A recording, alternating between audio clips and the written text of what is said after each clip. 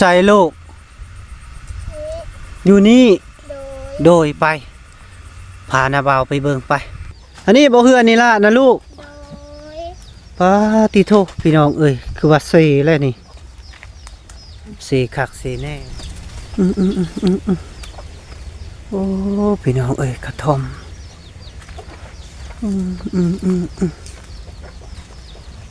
เฮือนนี่ก็ได้พี่น้องเอ้ยเซแล้วมันสิลมเลยนี่ตายพายังก็บ่มีว่าสัน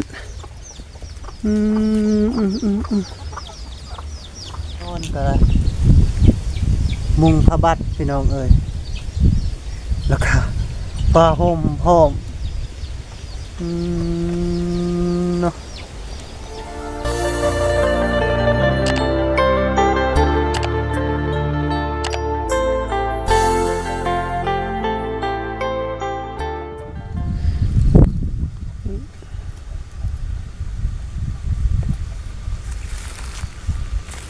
สบายดีโดยพากันเฮ็ดหยังน้อต้มน้ำนี่นุ่มต้มน้ำเฮ็ดหยังต้มน้ำกินต้มน้ำกินใส่น้ำเจ้ากินนี่ป้าถกพี่น้องคือเคี่ยวแท้น้ำเจ้าน้ำลวกผักบ่ก็แหละต้มน้ำกินจะเอามาที่ใช้น้ำนี่ฮะคือเคี่ยวแท้ตักหนองโหเลยอยู่น้องต้มกินน้ำมันบ่น้ำมันบ่สะอาดน้ำบ่สะอาดเนาะโอ้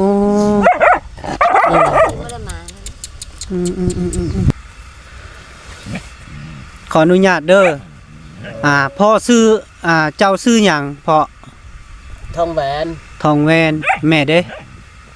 นาก้านนาก้านนาก้านนาก้านนาก้านนาก้านอีล่ะได้ซื้อหยังลูกซื้อตันซื้ออึ่งคนนั้นซื้ออึ่งโดยเฮือนนี่ล่ะอยู่ไสลูกอยู่นี่โดยไปพานาบ่าวไปเบิ่งไปอันนี้บ่เฮือนนี่ล่ะนะลูกป้าติโทพี่น้องเอ้ยคือว่าเซแล้วนี่เซคักเซแน่แล้วพี่น้องเอ้ยเฮือนนอนอยู่จังได๋นี่ฮะนอนอยู่นี่เลยนั่งลงลูกนั่งลง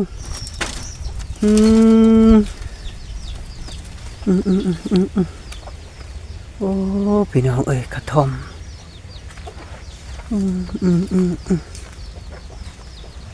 เหือนนี่ก็ได้พี่น้องเอ้ยเซแล้วมันสิลมเลยนี่ตายพายังก็บ่มีว่าสัน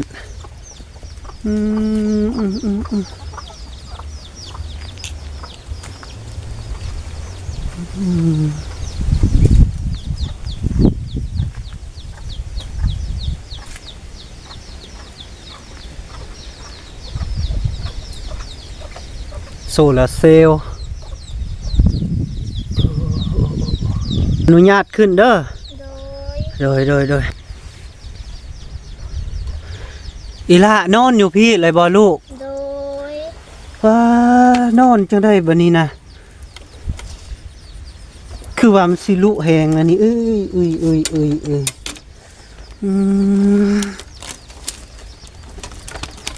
แต่เจ้าอยู่จากคนลูก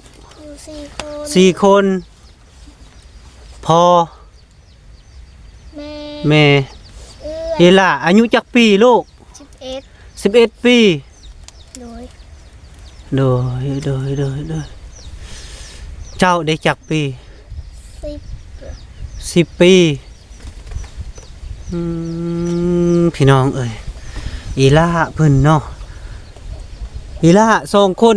เจ้านอนอยู่พี่บ่พ่อแม่ได้นอนอยู่ใส่ลูกอยู่ลุ่มพูดโอ้ตากับบาบกับบอพี่น้องเอ้ยสภาพเนาะมีผ้าห่มเนาะอันน่ะตุ่มอยู่บ่ลูกบ่มีแต่ว่ามันบางบ่พี่น้องเอ้ยเบิ่งสภาพนะบอนปูเบิ่งล่วงแห้งแล้วพี่น้องเอ้ยฮะ อืมอืมอืมเจ้ากินข้าวกินน้ำแล้วบ่ ยัง ยังได้ยังกินแรงโลก กระปู กระปู โดย กระปูแล้วก็ยังแน่ เครียด เครียดอืมอืมอืมนอนกลางคืนเนี่ยหนาวนะเนาะ หนาว หนาวแต่ว่าน้าบ่าวนี่ก็ยังย่านอยู่พี่น้องเอ้ยเสาเฮือนเพิ่นน่ะเซเบิดแล้วพี่น้องเอ้ยฮะโหอืมอืมอืมอืมเฮือนกับเที่ยงอันเดียวเลยเนาะ โดย อืมอืมบ่มีเสือปูบ่กลางคืนนี่หยังก็บ่มีเลย นอนแบบนี้เลย โดย ตัวขบาบกระบอแห่งยามหนาวยามเย็นสัมพี่น้องเอ้ยนี่ก็ได้อีล่าไปตักน้ำกินอยู่ใส่โลก ไปตักอยู่พูด อยู่พูนไก่บ่ลูก ไกลเติบ ไก่เติบน้ำบ่ได้คุณบ่ คุณ คุณน้ำกินน้ำใส่กระตักบอนเดียวบ่ โดย ติโถยามแรงบ่ได้บกบ่ บก บกละไปเอาน้ำอยู่ใส่ต่อบัดนี้ เอาอยู่พูดอีก มีอีกต่อบ่ โดย น้ำสร้างบ่ลูก น้ำน้อง น้ำนองธรรมดานี่ โดย ปาติโทอืมโหดแทงพี่น้องเอ้ยเพื่อนเพิ่นก็ได้สิลมเลย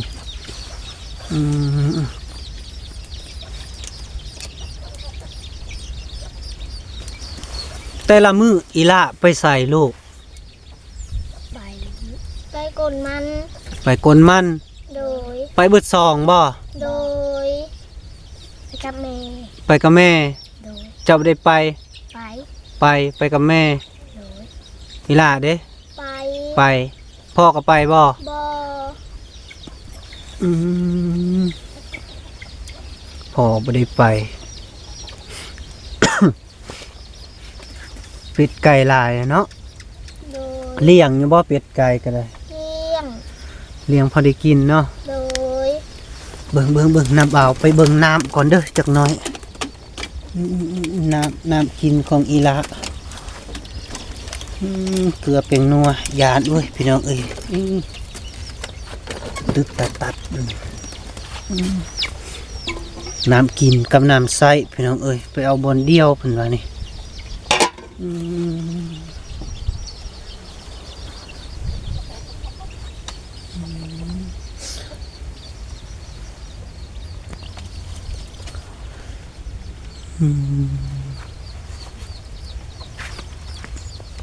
โอ้ย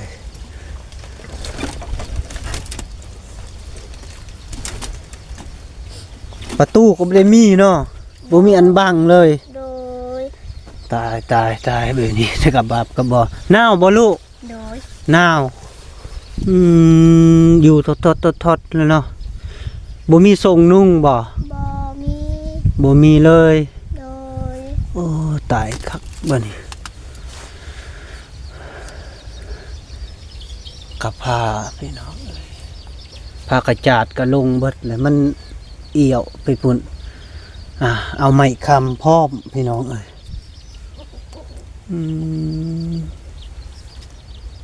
มุงก็เอาหญ้าขามุงบัดนี้อยู่กระท่อม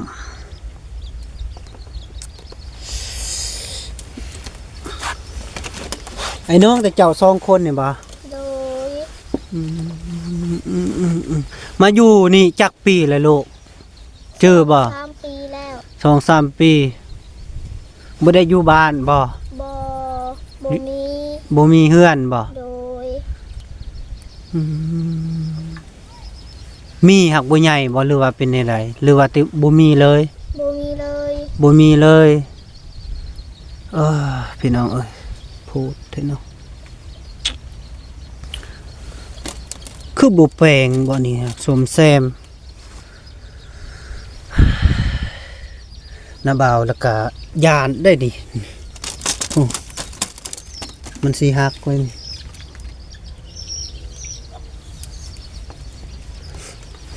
พี่นี่ได้ข้าวจักสอบลูก ได้ ปีนี้ได้หาสอบ หาสอบ โดย เฮ้ยหาสอบเฮ้ยสิกุมกินหาสอบบ่แม่นนี่ล่ะตัวนะบ่าวบ่ บ่ได้ตัว บ่ได้ตัว โดย ขณะบ่าวพาไปเบิ่งอยู่ลาวก็ได้บ่ บ่มีเรา บ่มีเหล้าเลย โดย โธ่หาสอบอีหลีบ่ข้าวเจ้า อะไรฮะอันนั้นก็แต่เดี๋ยวนี้ก็จะเหลือประมาณนั้นแหละเข้า10ปลายสอบ 10ปลายกินแน่ยังเหลือหาสอบพี่น้องเอ้ยได้สิกุมกินบัดนี้เนาะหารับจ้างก็บ่ได้เนาะพี่น้องพ่อแม่เพิ่นก็เฒ่าน้องก็ยังน้อยบ่ได้ไปโรงเรียนบ่ บ่มีเงิน อีลาก็บ่ได้ไปบ่ลูก บ่ บ่ได้ไปอีกเจ้าเป็นเอื้อยบ่ลูก โดย เป็นเอื้อย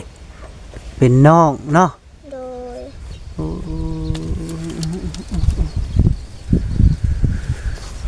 น้าบ่าวก็สิบ่ไหว้เนาะหนาวปานนี้ น้าบ่าวก็เบิ่งสภาพที่เจ้าอยู่นี่ก็ตะตกใจแฮงปีลีเราก็ถมหากันมาเจอเนาะ โดย เคยเห็นน้าบ่าวอยู่โทรศัพท์บ่ บ่เคย บ่เคยเนาะ โดย มีโทรศัพท์ลิ้นบ่ บ่มี บ่มีเขาเรียกว่ามีเข้าไปเบิ่งก็ได้ บ่ น้าบ่าวนี่มักไปนำทีมงานของเบาลี่ โดย ไปนำเบาลี่กะฮู้จักเบาลี่กับประมาณเดือนกว่านี่แหละกะหลายๆคนอยู่น้าบ่าวไปพี่น้องเอ้ยสภาพของน้องก็ได้ลึกเสียงเซ่แห้งเลยความพันนี่ล่ะอยากได้หยังลูก อยากได้รถจักร อยากได้รถจักร โดย รถจักรอีล่าจะไปใส่รถจักร เอาไปกลมัน เอาไปกลมันขี่ไปกลมัน โดย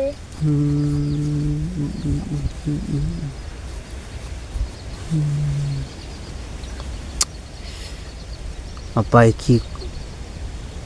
ไปกลมันขี่รถจักรไป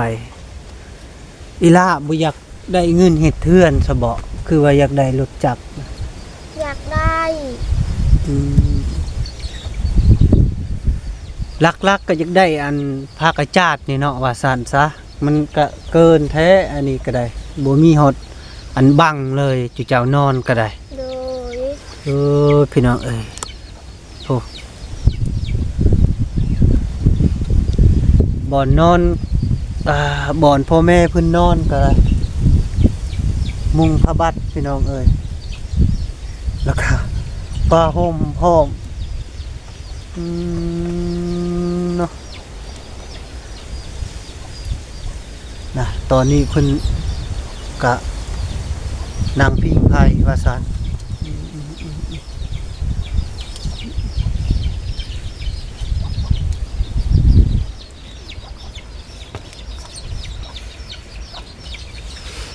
เมื่อยบ่นางเมื่อยบ่ โดย เมื่อยเนาะยังบ่ทันกินข้าวบ่ ยัง อยากข้าวแล้วบ่เดี๋ยวนี้นะ อยาก อยากแหละเฮ็ดกินแล้วบ่ ยัง ยังไผเป็นผู้เฮ็ดกิน เอื้อยบ่ แม่ แม่ โดย แม่เป็นผู้เฮ็ดกินเฮ็ดกินหยังแรงอ่ะ กระปู กระปู โดย กินกระปู กับเขียด กระปูกับเขียดเนาะ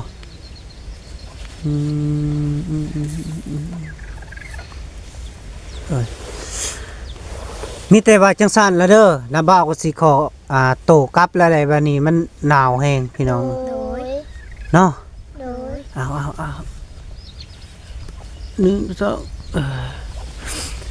เอาเนาะพ่อแม่พี่น้อง FC เบอร์ทุกๆท่านเนาะที่รับเบิ่งรับชมเนาะแล้วก็อยากขอวอนผู้ใหญ่ใจดีผู้เมตตาขอช่วยเหลือน้องๆเพิ่นแน่พี่น้องเอ้ย เฮือนซานของเพิ่นก็เซแล้วพี่น้องเอ้ยจักลมสิลมมื้อใดก็ยังบ่ฮู้นะพี่น้องเอ้ยทางบ่าวแก้วย่างนี่ก็กกๆเก๊กๆแล้วพี่น้องเพราะว่าเสาเฮือนนี่ก็สิลมแล้วนี่โอ้พี่น้องเอ้ยตากระบาบกระบอบน้องเพิ่นเป็นปูก็บ่มีเอาผักอันน่ะไม้อิหยังนี่บ่สร้างไผ่บ่ โดย เอาไม้สร้างไผ่มาเฮ็ดกระพากเนาะนี่พี่น้องเอ้ยถือว่ากระบาบกระบ่อแห้งพี่น้องเอ้ยทุกข์จนเนาะแล้วก็เบาแก้วห้าก็เจอเนาะกับสิ่งที่แบบนี้พี่น้องเอ้ยพ่อแม่เพิ่นก็นอนกับมุงผ้าบัดเนาะพี่น้องทางบนนอนเพิ่นแล้วก็ทางผ้าก็เอาผ้าห่มกังเนาะพี่น้องเอ้ยบังลมว่าซั่นแล้วก็เพื่อนน้องๆอยู่นี่ก็มุงหญ้าเนาะพี่น้องเอ้ยมุงหญ้าบอนไปตักน้ำไก่พวกพี่น้องเอ้ยตักน้ำน้องกินแล้วก็น้ำใส่ก็บ่มีว่าซั่นน้ำสร้างก็บ่มีมีแต่ว่ากินน้ำขุ่นก็พ่อเพิ่นก็ต้มน้ำเคี่ยวๆมากินเนาะพี่น้องเอ้ยเนาะแต่กระบาบกระบ่เอาขออยู่ดีมีแรงเด้อสุขภาพแข็งแรงอย่าเจ็บอย่าจนเด้อพี่น้องเด้อขอผู้ใหญ่ใจดีทางเบาแก้วกับคอภาคช่วยเหลือน้องๆเพิ่นแน่พี่น้องเอ้ยเพราะว่ากะเฮือนซานเพิ่นก็เซแล้วกะข้าวกินก็บ่มีเสบียงอาหารแล้วก็บ่มีพี่น้องเอ้ยโอ้ยพี่น้องกะถือว่าทางเบาแก้วมาเบิ่งกะทางทะลุใจพี่น้องเอ้ยขออยู่ดีมีแรงสุขภาพแข็งแรงอย่าเจ็บอย่าจนเด้อเบาแก้วก็ขอขอบใจหลายๆเด้อทั้งน้องเด้อแล้วก็บายบายเบาแก้วสิกลับเมื่อแล้ววันนี้